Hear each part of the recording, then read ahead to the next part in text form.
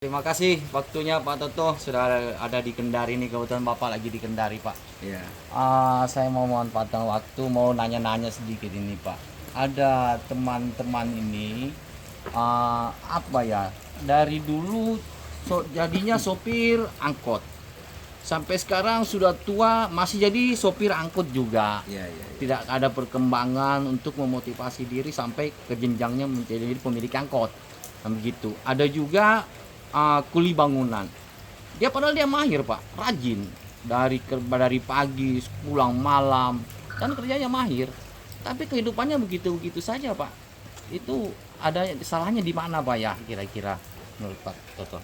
Jadi Pak Aswan gini ya, orang itu tidak menjamin. Memang syaratnya mau hidup bahagia itu rajin, ya, Iya, Pak. tekun, ulet, gitu. Tapi nggak cukup. Harus ditambah lagi. Dia harus berpikir besar. Ya, kenapa? Dia harus punya ilmunya untuk berpikir besar. Minimal satu, berpikir besar dulu, baru cari ilmunya. Iya. Contoh, tadi ada ngomong supir angkot ya, Iya, temannya ya, dari muda tuh. Dari muda Pak. Dari muda dia ngangkut. Sampai sekarang. Sampai sekarang. Nah, berarti dia tidak pernah move on. Harusnya kalau dia dulu menjadi supir angkot, coba berusaha nabung sedikit demi sedikit. Ya, kalau dia move on ya berpikirnya. Tapi itu didasari dengan berpikir besar. Saya mau memiliki angkot, seluruh energi pikirannya itu bergetar. Ya, maka gairahnya berbeda, semangatnya beda, cara kerjanya beda, dan dia berusaha untuk memiliki angkot itu. Caranya bisa nabung, nanti ketemu dengan orang yang mau jual angkot murah dan lain sebagainya. Diketemukan dengan orang yang frekuensi yang sama, sehingga dia bisa jadi pemilik dan pengusaha angkot. Awalnya supir angkot. Ya. Yang kedua adalah pegawai bangunan yang biasa Iya. bangun-bangun. Iya Pak. Dia nggak pernah move on ini. Kerjanya menjadi tukang aja ya. Kalau dipanggil dia baru kerja. Panggil. Iya. Dia tidak berusaha untuk move on. Benar Pak. Aktif menjadi subkontraktor atau kontraktor di perumahan-perumahan, di perkantoran, kontraktor ngecat, kontraktor bangun dan lain sebagainya. Iya Pak. Kalau dia tetap bekerja dengan sama hanya nunggu order saja, maka nggak pernah sukses. Karena dia cuma maunya bekerja, bukan mau bagaimana berkontribusi. Coba dia berpikir satu step. Apa berpikir satu step itu?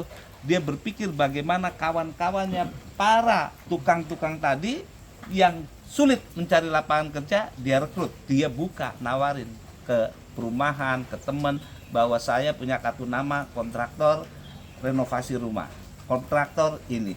Dengan banyaknya dia perjuangan dan banyaknya relasi, maka dia bisa merekrut orang, dia jadi bos kontraktor.